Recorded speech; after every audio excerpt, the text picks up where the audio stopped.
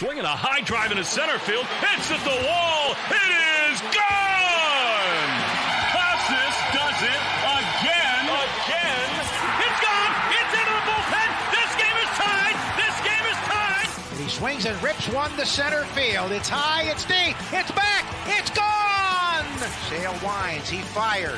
Swing and a miss, strike three, it's over! The Red Sox have won the World Championship! Welcome back to Play Tessie. It is episode 112. If you're listening on drop day, it is August 12th. This is the official Red Sox podcast of WEEI. Before we get going, hit the subscribe button wherever you're listening. Hit the subscribe, 5 stars. You know the drill. Do your part. We really appreciate it. On YouTube, on the WEI channel, Play Tessie playlist there. Hit the thumbs up, subscribe, everything, and then go to your podcast platform and subscribe again. Here with Sammy, here with Joe, who's in for Pat. Oh man, that whole weekend.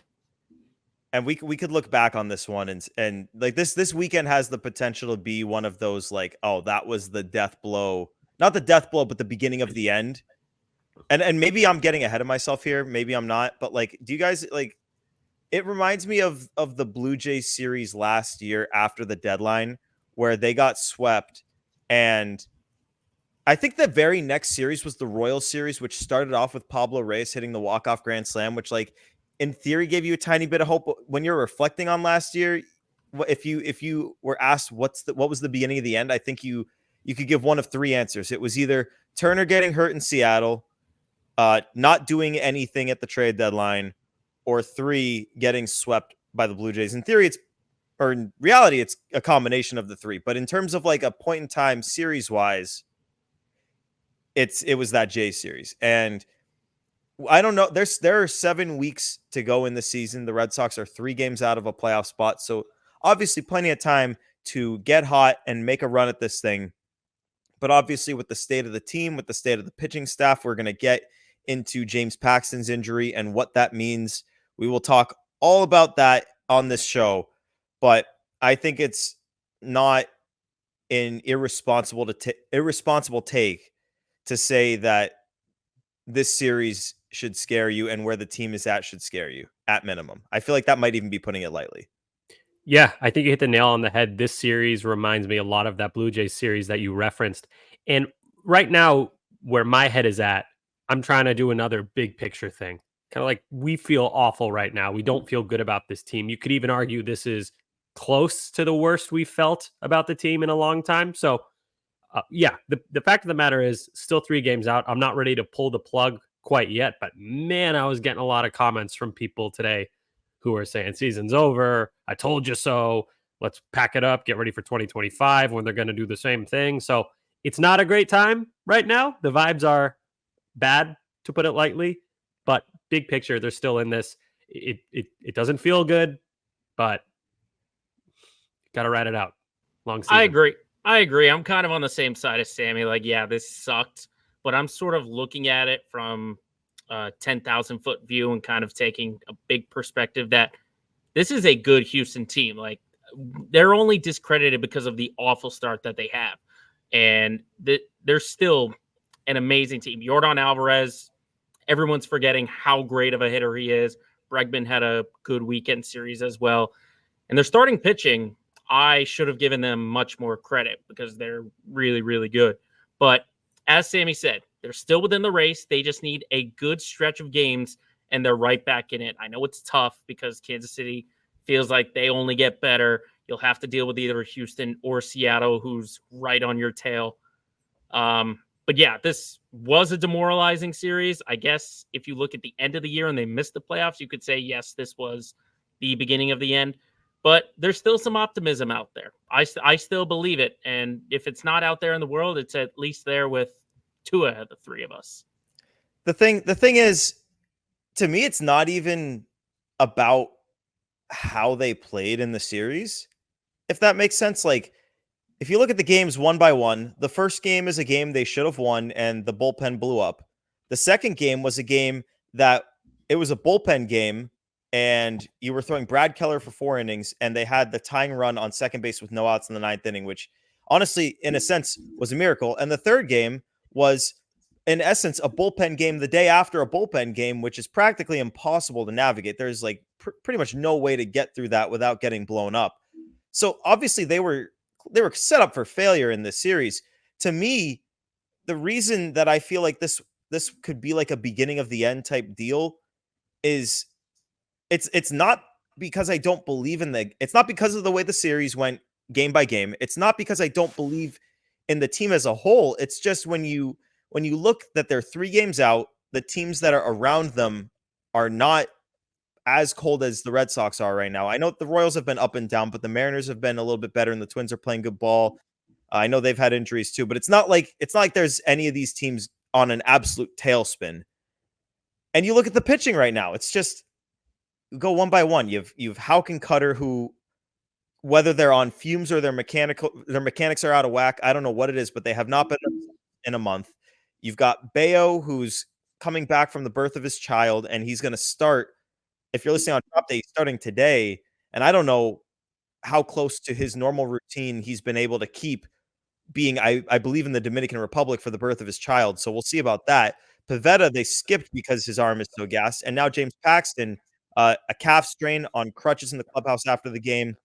For reference there, Kodai Senga strained his calf, out for the regular season, and that was multiple weeks ago. It's the same injury that Kristaps Porzingis had that kept him out 5 weeks before he returned right at the start of the NBA Finals. So I would be surprised if James Paxton's back this year, which means you're going to slot Cooper Criswell back into the rotation. He's coming off COVID. And to start already, there were concerns about Cooper Criswell in the rotation. That's part of the reason you got Paxton in the first place. Obviously, the other reason being to make sure that you're not one injury away from pure disaster, which at this point they have had the injury, and you are better off going to Criswell than what will happen if one of the guys gets injured from this point forward. But it's the state of the pitching and the fact that they're 3 games out, and the trend, the fact that they have lost 13 of their 21 games since the All-Star break. They're 8-13. It scares me. I know this team has everything it takes, especially offensively, to get hot, but I gotta see it. And you've got 10 of your next 13 games are against teams currently in a playoff spot. I was just about to say, to pile on to this pile of negativity, you've got the Rangers coming to town, then the Red Sox go to Baltimore, then they go to Houston, then they play the Diamondbacks at home. That is tough. That's a tough schedule. And like you said, Gordo, it's not that they lost the 3 games or the way they lost the 3 games. They just pretty much had 2 bullpen games back to back. And we saw that last year and what that did to the pitching staff. It just lights them all on fire. And to continue to pile on, your trade deadline additions outside of Danny Jansen have been awful. You've gotten what? I think 11 innings and 13 earned runs out of Garcia and Sims combined, somewhere in that realm. Not good at all. James Paxton, you got 11 total innings out of. I thought that there was a good chance Paxton slowed down, maybe got an injury towards the end of the season. 11 innings. That's your big rotation piece that you added. One more time. 11 innings. So that's not good. The only guy who's been doing well is the guy that we all thought, why would you add this guy? We don't need him. Danny Jansen, who literally, out of all the players acquired at the trade deadline, he has the highest OPS. So that's just completely insane. I have no explanation for that. But the pitching staff, to put a bow on this, it's not the talent or the personnel. It's this beating that they've taken. And it's kind of like, what do you even do? These are injuries. It's not for a lack of performance for the most part. You know, guys could be going deeper into games. That has hurt you a bit, but every team deals with that. This is just the worst possible timing. COVID, we're happy for Bayo paternity list, but I don't think that affects them actually, but still, it's just guys going up and down. Injuries with Pivetta. He's got arm fatigue. You got no help in the high minors. It's just a mess right now. So I don't even know what you do. Do you go to, should we get started on the Rich Hill conversation? We spoke on WEI on Saturday about Rich Hill for pretty much 3 hours of Rich Hill. Is that the answer? Well, let's back up for a second, because you talked about all the other starters, and let's get started on, we'll start with Houck and Cutter, because I know that there's going to be a lot of people, and there probably already are a lot of people online talking about well, they should have had a plan for this. Like, this is something that should have been addressed at the deadline. I think, like, there's only so much you can do reasonably at the deadline. Like, let's pretend it's the offense, and let's say Devers and Duran all of a sudden hit 150 for the rest of the year. It's not like it's on the front office for not acquiring 2 additional stars so that that the 2 stars that you do have can slow down and you have stars to back those guys up. That's where I'm at with Houck and Cutter. You weren't, and we said this, I said this plenty before the deadline. If those guys slow down at the end of the season and surpass their innings totals from their previous career highs and just don't have it down the stretch, there is no trade deadline acquisition, no move that the front office could have made that could have accounted for that. They could have traded for the hottest name that was reasonably on the market in Garrett Crochet. I guess second hottest if you actually think Skubal was out there. And Crochet's having the same issues. The issue is you get pitchers, and they've all been pitching this year too. And if they're young, they are also feeling the effects of a grueling season that Major League Baseball has. 162 games is no joke on an arm. So yeah, if Houck and Cutter are going to slow down, if Pavetta's going to slow down, if these guys, like if it happens to Bayo too, that's not something the front office could have planned for. I'm sure coming up, we're going to have the conversation about whether or not James Paxton was the right addition to this team in the 5 spot, because replacing Criswell in the rotation and having now 6 starters that you can go to, or at least before Paxton got hurt, 6 starters that you could go to was important. So getting a starter for that was important, but there's only really so much you can do. And like, if your best players don't perform, it's not really something that you can account for at the trade deadline. Well, the one thing you have to realize is that this was the deadline for depth. Absolutely. Like we were all saying, like, you don't need to break the bank. You just got to get bodies to survive. And now those bodies are starting to shrink, which you actually do have to account for. So yeah, you can't account for Houck and Cutter slowing down, but you knew ahead of time that they were coming up on their career high in innings, and you knew that there was a possibility, maybe a strong possibility, that they were going to slow down and not be as effective as they were in the beginning of the year. So that's where you circle back and say, yeah, they didn't do enough. And that's why we circle back to the Paxton edition of you needed to bring in another guy, another long reliever, or just another rotation that you can at least store maybe in the back of the bullpen or down in AAA Worcester and help out these guys for survival. Because now it's all going to be about survival, that they just have to stay afloat until this huge stretch that Sammy had mentioned, talking about Texas, Baltimore, and all those guys. Now it's all about survival. It's not a matter of how you do it, but you just need to survive. So you can circle back to Breslow and everyone making decisions at that deadline because you already had these red flags that were at least at half mast. Yeah, I don't like absolving the Red Sox front office of blame by saying, "Oh, the prices were high. There weren't that many guys." Like, easier said than done. I don't like doing that. I think that's completely. But what deal would you have made? What deal would you? We'll go back. Eric Fetty. I think he's a perfect fit. You would have had him next year for $7 million. You could move him in the offseason. He didn't cost that much. Michael Lorenzen, another guy who is at least more reliable in the way of health than James Paxton. James Paxton Paxton is probably the absolute last guy I would have gone for. I was fine when they added him because he cost nothing, and you figured, oh, they're probably going to add another guy. But then they add Quinn Priester, and I'm thinking, okay, another good move, but holy crap, are they really going to just, you have a boat that's sinking, and they basically patched it with duct tape. They're like, yep, this is all we can do. Sorry, guys, we're the Boston Red Sox. We're one of the most iconic franchises in baseball, but this is all we can do. Our hands are tied. We can't go trade for any of these mid-tier pitchers. We're going to get James Paxton, who's 35. He's got a CVS list looking injury report.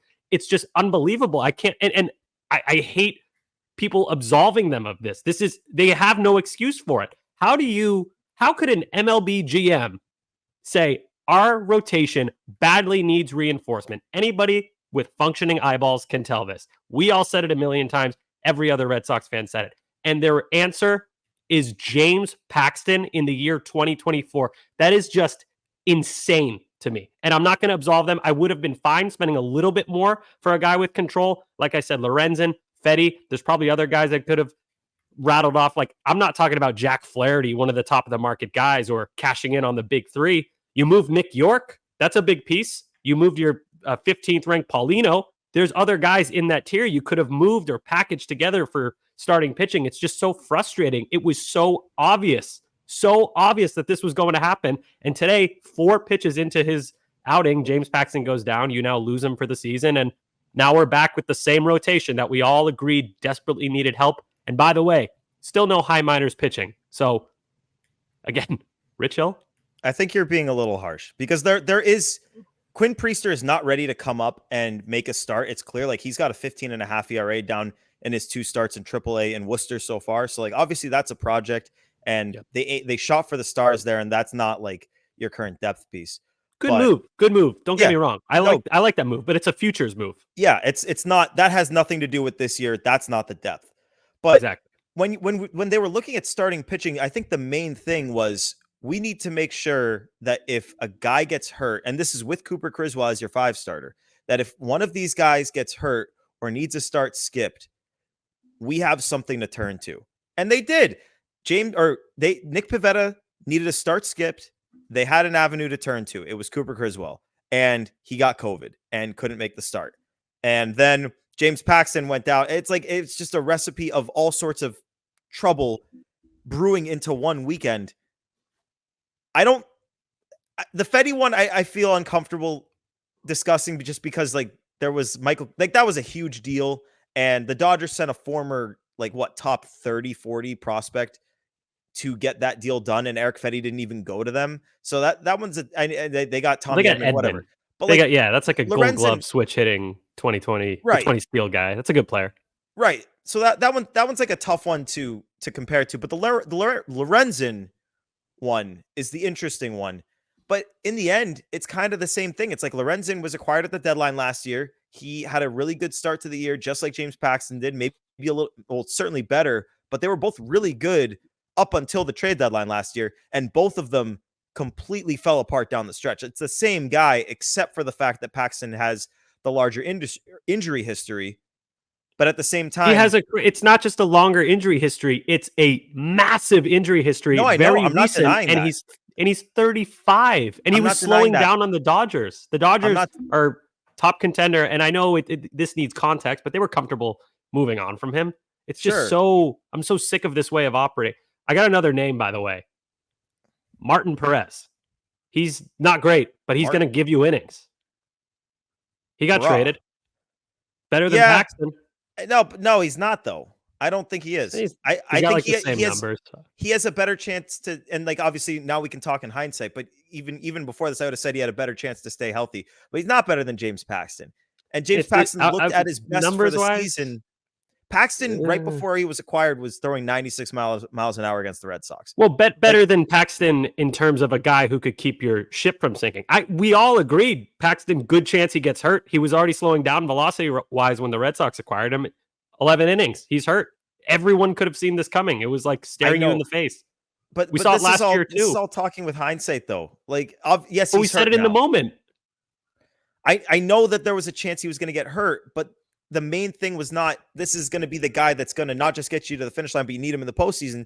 The dealio here was this guy needs to be there to make sure that if someone gets hurt, you have a Band-Aid to put on it. And that Band-Aid was going to be Cooper Criswell. Like, that's a guy who can actually act as a Band-Aid. Obviously, it didn't work because he got hurt 3 starts in, but had he gotten hurt like September 10th, that would have been in theory good enough.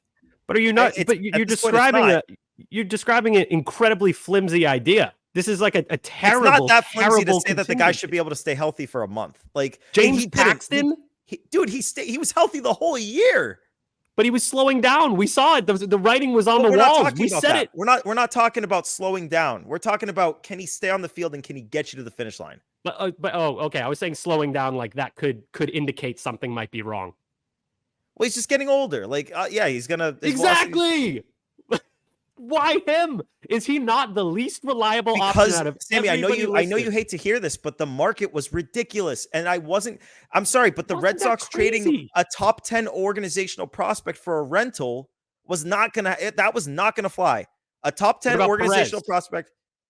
Alex Cobb. He's barely pitched all year. He's Bro, going to take a few weeks to get up to speed. You cannot argue Alex Cobb and then say against Alex Cobb hadn't made a start all year when the Guardians He's healthy now. Yeah, but he was coming off an injury. He was at the time of the deadline, he was way more likely to go down than Paxton. Paul Blackburn. He's got an injury history, not even close to as bad as James Paxton. That's another guy's more reliable. He didn't cost that much. Yeah, but Paxton cost them nothing. Why is that good? Oh my God, this is penny pinching. This is Oakland A's shit. Dude, it matters. What you give up matters. It does. This is and if the Red Sox missed the playoffs, you're going to be really damn happy they didn't waste a top 12 prospect on a rental pitcher.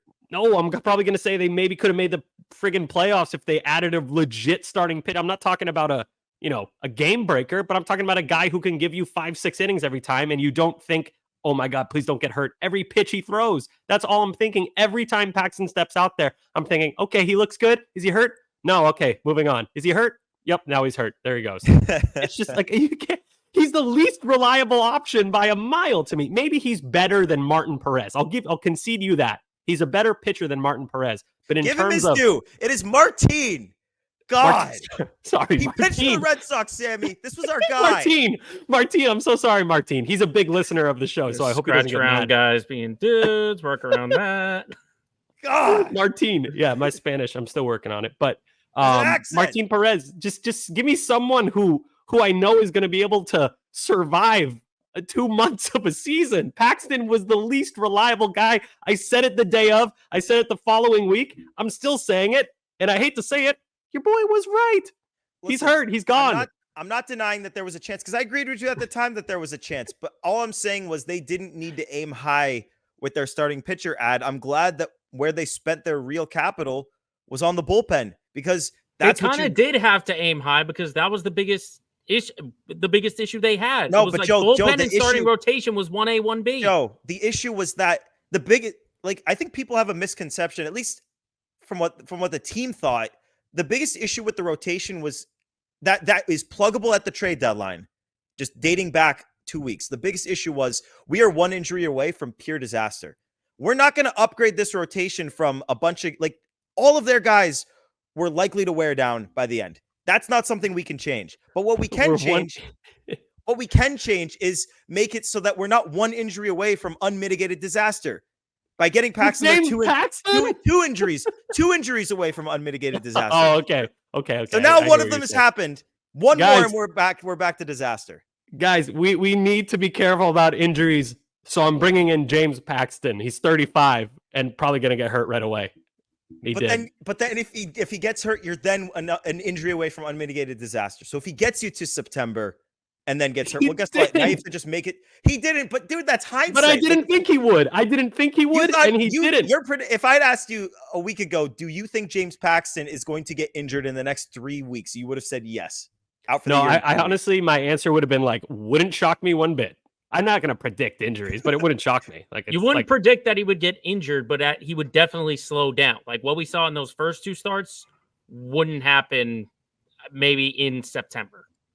Probably, but that's not what they were going for here. If they wanted a guy that was going to be one of the dudes, they would have aimed higher than James Paxton. Okay, listen to this. He's had knee injury, hamstring, elbow, forearm, glute, knee, lower back. I know. He's a good pitcher, and he's Canadian for sure, which is cool. But he is hurt all the time. You're a team that's you just said it. We're one injury away from disaster. What's our move, boys? James Paxton. But now you're 2 injuries away from disaster. It's not like you and now you're one again. You're still one. Yeah, now you're one again. I get it. I'm half joking. I get what you're saying, but I would have rathered a lesser pitcher with more durability. That's the most. That's so easy to say in hindsight, though. Come on, it's just guys. It's like an NBA team. Guys, we're being out rebounded. Let's get a 5'9" guard. if they got Jordan Lyles at the trade deadline, that is a guy who's always healthy and always sucks. Okay, not that far. I'm not going that far. That's a little bit much. No, I'm talking Perez. Who did I mention? Lorenzen. Lorenzen's the guy that really makes the most sense. Lorenzen's an interesting one. That's an interesting one because the Rangers got a bullpen arm that I believe pitched in the majors against the Red Sox. I'm gonna have to look that up, but I think they got a big league reliever for him. I'll So look it up right now. I'm trying to think of what the equivalent. Oh, that they would got be. Walter Pennington. Did he pitch against the Red Sox? Can you check on that? Walter I think he. Pennington. I swear to God, I thought at the Rangers Park, I was like, oh, this is the guy they got for Lorenzen. It's also you could check on like, I don't know who's with Oakland right now. JP Sears. There you go. It's a legit lefty. He shut the Red Sox down. Not that that's that would impressive. cost A you lefty. ton. He did pitch against the Red Sox. He stunk. Yeah, he's pitched 1.2 innings, has a 5.4 ERA. That's the big price that the Royals, who are in the exact same spot as the Red Sox, but they made legitimate additions. They got a really good reliever and they got a real major league starter. And look how they're 3 games ahead now. So good for the Royals. Happy for them. They tried hard in the offseason. They tried hard at the deadline, and they're reaping the benefits. Think about it for a second. The Royals traded a literal big leaguer to get a pitcher that last year did the exact same thing as James Paxton did. The Royals traded a guy with 1 major league inning. Yeah, and the Red Sox traded a guy who is 18 years old and has mediocre stats in the DSL. Come on. There's levels to this. They gave Wait, nothing. what are you talking about? I don't get, what point are you trying to make? I'm saying that the Royals gave a legitimate asset to get a pitcher that before today's injury, you would have said, yeah, he's better than Paxton, but by how much? And Walter last year he did the exact. No, I'm talking about Lorenzen. No, but why are we saying Walter Pennington is a big piece? He's not a big piece. I'm not saying he's a big piece. I'm saying he's a big leaguer. And the Red Sox gave a guy with mediocre DSL stats. I mean, Bobby Dahlbeck's a big leaguer. It takes more than that for me. I mean, why are we calling this guy a big leaguer? He's pitched 2 games in the big leagues. He's pitched less than 2 innings. I wouldn't call him he's technically a big leaguer. Walter Pennington? I just don't think the prices were that crazy. And by the way, everyone who was traded at the deadline, that's not all the guys who are available. There could have been guys who were available that didn't end up getting moved. So we don't really know. It's just, there's so many guys that would have taken over James Paxton that I would have been fine spending a little bit more. I mean, how many times have we had the conversation about the logjam on this team?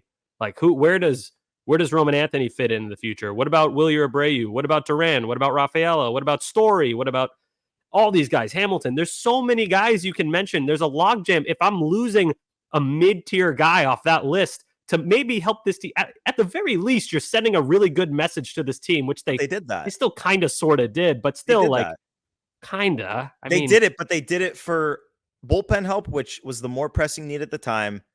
And they did it for Danny Jansen, who I think we all thought, okay, that's kind of a strange fit, and it's been the best move they've made. Yeah, that's just crazy. No, I think, I agree. Bullpen was the biggest need at the time, but that's because you were missing Martin and Slayton. The biggest need, big picture of the season was for sure the starting rotation. We all agreed on that. It's just, I keep going back to, I cannot believe that they only got Paxton. And we're like, cool, let's go. We're talking about bringing in Rich Hill, and we like Rich Hill. He's a friend of the program. Move to that. Let's move forward here. What is your solution here? Friday is when James Paxton was scheduled to make his next start. Cooper Criswell, can he but it's retroactive to his last appearance, right? So he should be ready soonish. So he could probably make that start Friday. But it's COVID, so we don't know. Yeah, we've. A friend of mine did Boston Marathon. He couldn't even get off the couch when he had COVID, so we don't know the severity of it. So that's a factor we have to consider. Who's in AAA wise? It can't be Priester. I don't think they're going to call up Richard Fitz. They want to take their time with him. He's an actual prospect. Gambrell just got called up, so it's not going to be him. It would be Winker Keller, and one of them would take the Anderson role. And God damn it, does it hurt to not have Chase Anderson now that Cooper Criswell is going to be slotted back in the rotation? Because now I think that means that Brad Keller probably sticks around in that role. Give him some credit, by the way. He was really good yesterday, Keller. That pitch, so you follow that pitch quality Twitter account that tells you the quality of pitches that were hit for a home run or on strikeout. So that pitch was graded unbelievably high. The pitch that Jordan, the slider inside, it was right on the black. Jordan somehow hit it out because he's a freak. That was a great pitch, and that was his only mistake all day. So, 3 earned against Houston, one of the better offenses out there. I'm giving him Yeah, credit. he was fine. 3 year. Oh, actually, he gave up the other. He gave up one. So he basically gave up one and then had a fluke, bizarre, like one of the best hitters on the planet somehow got a hold of a great pitch, kind of home run. So he was better than, better than He was expected. Still he was not fine. great, But this is a guy with a 5.3 ERA this year and a 4.26 in AAA. So oh it's yeah, like it's he's not. on fire. But like if he's the Anderson role, like I guess that's okay. Although he did have a propensity in AAA to have outings where he would like throw 30 or 30 plus pitches in like an inning and a third and not be able to eat those innings, and that can't happen if he's in the Anderson role. But yeah, I No. think it would be Criswell if he can do it, and if he can't, then I would say probably just the same exact thing you did yesterday. By yesterday, I mean Saturday, with like Wink, go as long as you can, and then try to get a few from Keller and play the game by ear from there. Did Alexander definitely pitch today? I think August he did. 6th. I Yeah, saw today's the highlights. 11th. Yeah, had to be. It lines up. Dang. I mean, maybe that's your guy. You got 31-year-old journeyman Jason Stop. Alexander with an ERA close to 5. He's ready to Oh, rock God. in AAA. He's got a sick beard. He No looks the part. way. Bring me Big Al. The only thing that guy has to offer is a fun Seinfeld-like name. Jason Alexander. Yeah. Jason He's Alexander. We can call him a Red Sox legend if he has one good game. We can call him a I'll let Woo it Sox slide. legend if he doesn't. True. Sammy, is Alexander to you what Johan is the Gordo? He might be. No, my love Come for on. Jason Alexander is much longer than Gordo's. This has been a It's since true. the offseason, I've been an Alexander guy. Gordo's got to catch up with the Johan I do. love. No, Johan's like my Darwinson. Like Oh, a relief God. pitcher who's just really wild but has good stuff that we think can hone it in. Hey, he had a 2-inning save in AAA. Johan Ramirez. Give him some Nice, yeah. love. He did, He's and Bobby Dahlbeck had 2 home runs, so maybe call them both up. Yeah, hell yeah, brother. Bobby Dahlbeck. We're so down bad. Anything else before we jump forward to this preview? Sox Rangers again. Let's No, do it. I'm just glad Your that answer series is over. Criswell. Mine is Rich Hill. I'm on the Rich Hill train. Woohoo! Go Rich Hill. Go Rich Hill. Go Rich Hill. It'd be fun for the vibes, and then Let's we'd see how go it goes. Red Sox. All right, Sox Rangers. Rangers coming to town. Feels like the schedule is basically just you play the same 2 teams and with a couple in the middle. So Sox Rangers. Rangers are 55-63. They just dropped 2 out of 3 to the Yankees, assuming they lost today, which they were losing pretty good. So I assume they did. Someone correct me if I'm wrong. They are falling fast and falling out of the playoff race. They're 4-11 in their last 15 games, including the Red Sox taking 2 out of 3 on their home turf. Pitching matchups here. We've got almost all of them announced. First game, Tyler Mahle versus Brian Bayo. Mahle is coming off Tommy John surgery. He has thrown 1 game, 5 innings, 1 run, 2 strikeouts. That's what he did. And Bayo coming off the birth of his child. So we'll see whether that's some dad strength action playing or if it's like he didn't go through any of his routines and has nothing. So we'll see. Second game, Jose Urena, who the Sox tagged for 7 earned runs in Texas versus Cutter Crawford, who has allowed 13 home runs in 4 starts since the All-Star break. Game 3, TBD. It's a legitimate TBD. There's no one lined up right now. They're probably going to have to either bullpen it or call someone up. We'll see what they do. So TBD versus the Rangers due to their doubleheader from the rainout. TBD against Tanner Houck, who had a solid start in the Astros series that we didn't talk about really, but only 2 whiffs, 1 strikeout. So consider me still a little skeptical before declaring Tanner Houck back. Hitters, just dating back to that last series, holy crap, a lot of home runs from the Rangers.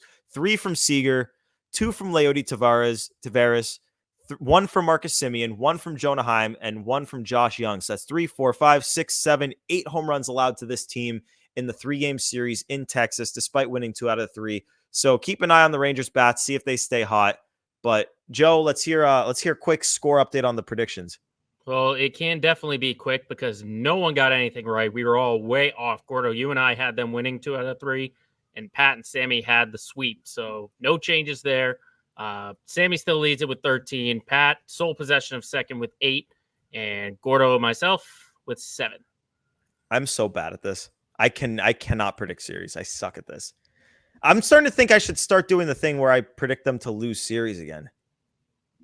Maybe that would help. Do it. I'm about to do that. I was gonna pick I literally have it written down here that I was going to pick 2 out of 3, but on second thought, just like I'm going to go 1 out of 3. I don't know which. I'll say they're going to win the Bayo game. They'll win one. They'll win the first game, lose the next 2. It screams 2 out of 3, but I'm doing 1 out of 3. I think it's going to be another big gut punch. They're going to win the first game. We're going to feel good. Like, hey, maybe these guys can fight. They'll probably gain a game on Kansas City or something that day, and then they're going to get smoked in the final 2 games, and we're just going to feel terrible. Well, before I say mine, Pat did submit his. He says he's going 2 out of 3.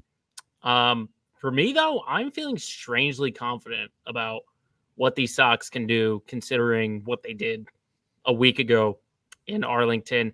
I like Bayo to come out and pitch well, maybe give a solid 6. I think they win that game. I think they lose the Cutter game. Just the home run ball is not good to give up to this team, especially at Fenway. And then I'm feeling good about Tanner Houck. I like what I saw in the start against Houston. So I think he's going to ride that, and they're going to win that one. So win, loss, win. All right, Joe. Joe and Pat, the optimists. Sammy and I, the pessimists. I swear to God, no getting swept. We're not allowed to do that. Not allowed. I feel like I've been pretty positive this season, mostly. No, I'm trying to, yeah. but this might have been the biggest gut punch. Like the Yankees lost when they were down to their last strike. That was the worst loss. But today, overall, was just like getting hit in the nuts. That was the worst game loss. This is the worst series loss. Yeah, I guess you could say that. Regardless of like, it's just the worst point in time that we've been at in the season since maybe the beginning of the year when I think they got swept by the Orioles early on. And it's like, oh wow, this team really is going to stink this year. Like we're really going to have to do this.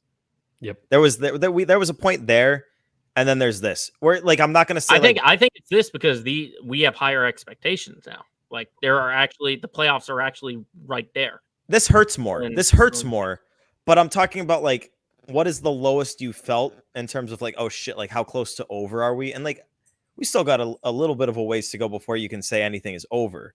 But like after that Orioles sweep early on in the season when I was ready to be like, oh shit, like we're really gonna like have to watch this whole season. And I'm not there now, so I guess maybe I was lower then, but like I'm definitely more in pain now, if that makes sense. It's like this just feels like it's the frustrating thing to me is because it felt like we were screaming from the mountaintops to pitching, and they only technically did, and now it's already coming back to bite them. So I think the way that this is happening is making it feel slightly worse than it actually is, because like you said, they're still in striking distance and there's like 40 games left, so it's not over. All these dorks commenting, all these boomers like, I told you. Yeah, dude, of course nobody expected this team to friggin' be world beaters. They've already beaten the expectations of that group of losers. But like, it's true. The way it's happening is so fucking frustrating. I have a question for you. And this is getting off topic. We'll get to Crystal Bomb in a sec. But can the season be a success if they miss the playoffs? Is that allowed? I think maybe not in the moment, but if you like as time goes on, you'll say yes. Yeah, I mean, that's a fair point, but that's too easy of an answer. After the season ends, like if they miss the playoffs on day one of the postseason and the Red Sox aren't in it, is there any world where you would say that that's a success? No, it's not a success. A success means you won something notable. It's certainly not a success. I would say it's a step in the right direction towards having a successful season. It's not a universal negative, I guess you could say, but I wouldn't call it a success. You lost. That's a good way to put it. Yeah, I think I agree with you, Sammy. It'll be a disappointment, but because they had the ability to do it. Like they were capable of doing it, but then, like I said, you go big picture, you look longer down the line. As Sammy said, step in the right direction. Yeah, it's a step. It's not a season that you'd be like, okay, that was a raging success, but it can still be a step in the right direction in multiple different levels of the organization. Was 2021 a success? Yes. Yes. Yeah, I'll go yes too. You don't have. I don't think you have to win the World Series for it.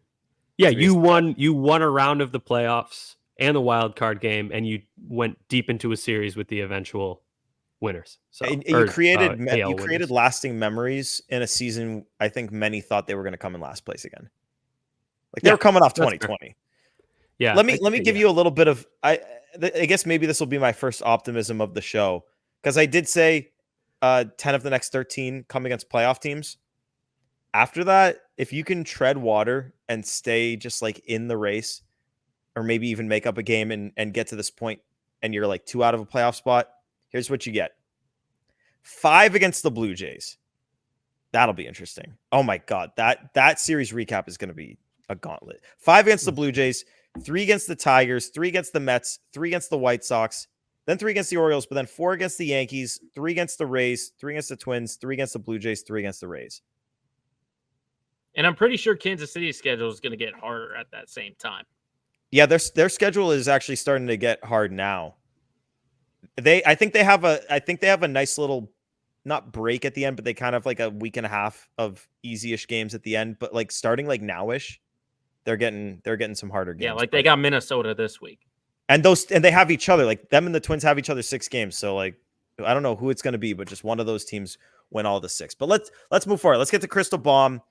We don't need a score update here, obviously. Yeah, we do. Yeah, No, we do. we do, Gordo. I don't think we have to Bomb do it. it, especially for the newest leader of Crystal Bomb.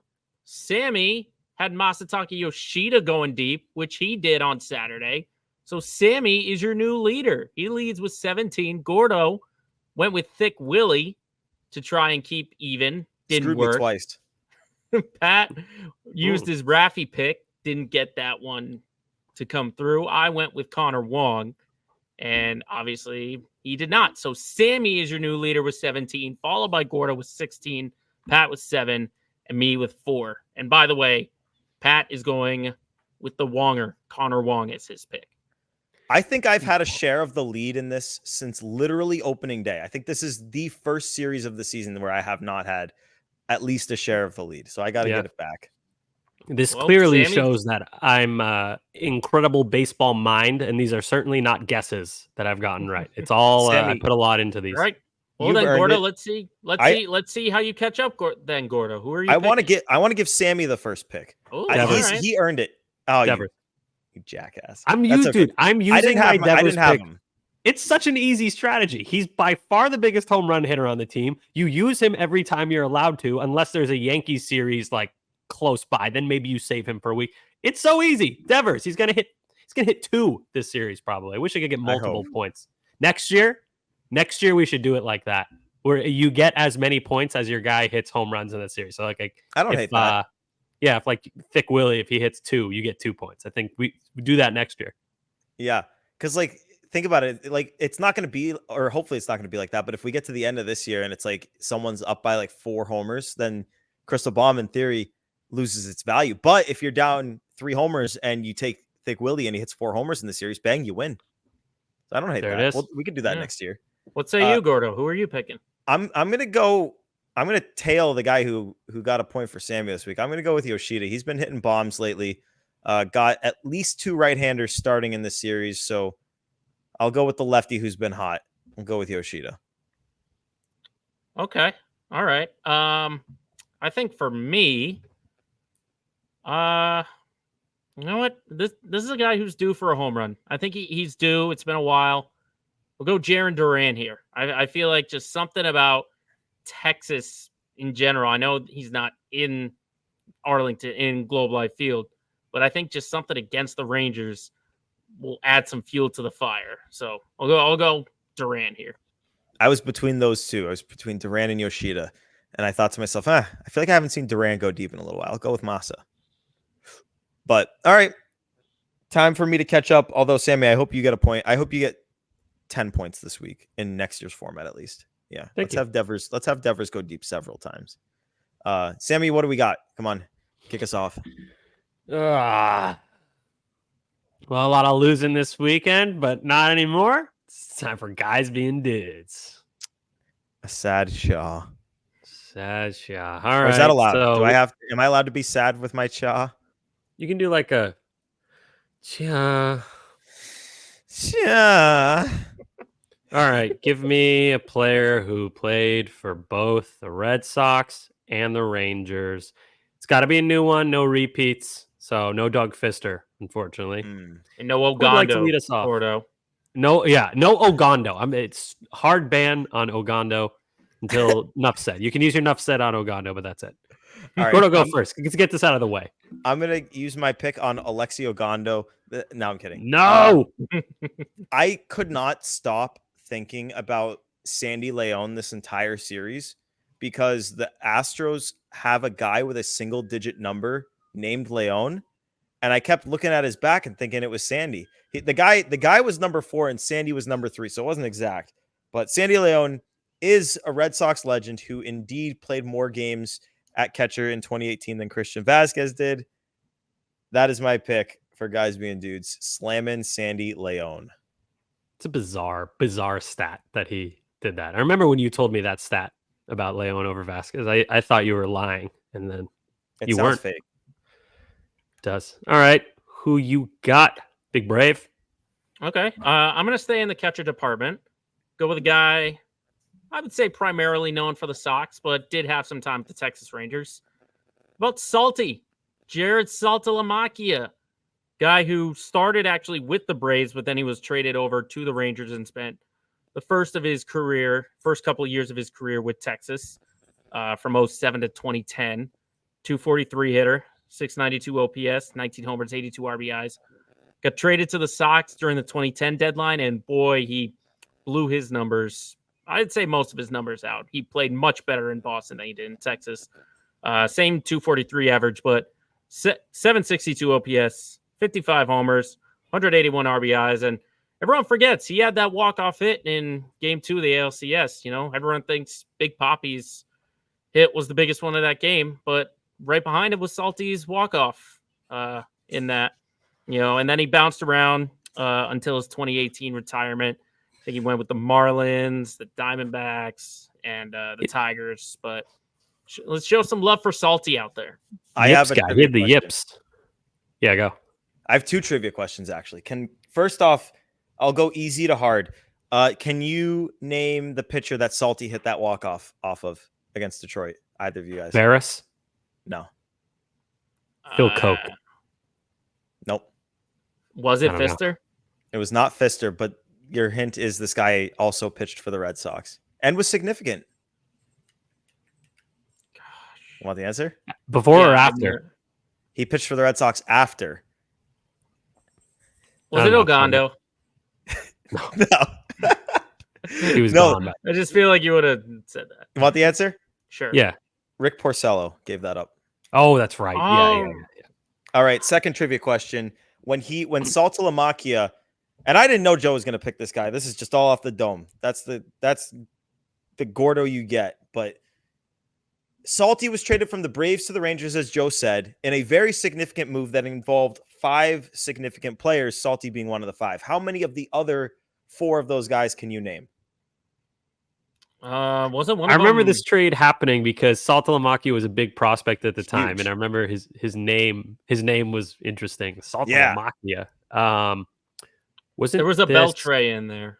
Not Adrian Beltray, but I'm pretty sure some Engel? guy named Beltray. Engel Beltray. That's a different trade. I know that name from something, and I want to say that was a Red Sox Rangers trade, but I'm not I'm even not good talking at about these. the Red Sox. Yeah, I'm not very Salty. good at the trade recalls for some reason. That one I struggle with. Just tell us, who was it? Want the trade? All right. So the main piece was for Mark Teixeira. Oh, Going- right before you said that, I swear to God, I was like, wait, was it Teixeira? God damn it. If I waited 2 more seconds, I swear to God, I would have gotten that. The full trade was Mark Teixeira and some guy named Ron Mahay for Salty, Elvis Andrus, Neftali Feliz, Matt Harrison, and some guy named Bo Jones. But that's legitimate. That's legitimately 4 big leaguers. Honestly, 4 impact big leaguers for Mark Teixeira. Very interesting deal. Neftali Feliz at one point was the can't miss pitching prospect. Like, he had the craziest outlook on him. And then I don't know why. I think it might have just been like he wasn't as good as people thought, but he ended up being a good closer, which is not what they expected to get Texas, I mean, but he was still impactful for them. And, closer is very important. They just thought they were getting an ace. So, Yeah. Interesting guy. Neftali Feliz. All right. I got another one. And this is kind of along the same lines of a big prospect who turned out to be just a good player. You guys remember David Murphy? Oh my God, dude. I have two guys written down here, and he was my second one. I was going to say David. If I didn't go Salty, I was going to go David Murphy. I like him because he has a extremely rectangular head. He's a big ass head. He's a big rectangle head, but he, not quite what you thought you were getting if you were a Red Sox fan. His career OPS was 756 with Boston, 857. So he was actually really good for the Red Sox, albeit only in how many games? 23. So, they got something out of him. And then with Texas, he played a lot longer, 826 games, 777 OPS, 104 OPS plus. So like I said, solid major league player, but not exactly who you thought you were getting. Look at that. That's not a good rectangle. His Baseball Reference picture is unbelievably rectangular. That was a horrible trade. Do you remember who the Red Sox got for him? Eric Gagne. Yeah. And they gave up Jason Gabbard too. Yeah, just not. Gabbard. David Murphy was like a legitimate. I know he wasn't like a superstar or anything, but he was like a legitimate ball player for them for years, and that always he was looked at kind of like Roman Anthony-ish as a prospect, like a huge outfield prospect. And then I think as he came up through the minors, the report kind of regressed a bit, and they're like, okay, maybe he's not going to be amazing, but still good. But yeah, respectable career. I mean, I don't think no team that had him regrets having him around. So David Murphy and his rectangular head, and we say that in a complimentary way. He's got a nice rectangular head. Yeah, we all want that. Yeah, look at that. Look at that. That's a beautiful skull. It's kind of shaped like the Airhead guy. No, that's Warhead. He looks like Gumby guy. He's Gumby head. Gumby, yeah. Because Gumby has a flat top on his head. I could see it. I got a light bulb head, I think. A light bulb head. My head is shaped like a light bulb. I guess. I mean, honestly, I feel like most heads are. Now that you say it, I feel like most heads are kind of shaped like light bulbs. You have a circular head, I think. Yeah, mine's pretty round head. Yeah, Joe, it's tough to tell with Joe because Joe's got hard to voluptuous hair. Yeah, I have a gumball head. That's what I have. Can we shave your head to know the shape of your skull? I sound like a total serial killer right now. I'm gonna. No. I need to know the shape of your skull, Joe. I don't trust you with a pair of hair clippers. You shouldn't. Well, on that note, thanks for tuning in to episode 112 of Play Tessie. Terrible series against the Astros. Fingers crossed for better days ahead against the Rangers. But before you leave, before you go watch that series, hit the subscribe button wherever you're listening. All your platforms, subscribe, rate 5 stars. We really appreciate it. If you're on YouTube watching on the WEI page, remember, hit that thumbs up. Always appreciated, but also go to your favorite podcast platform and subscribe there. Check us out on all the socials at Play Tessie on both Twitter and Instagram. For Sammy, for Joe, it's Gordo here. For Play Tessie, episode 112, we got our fingers crossed, but man, it's go time. Peace.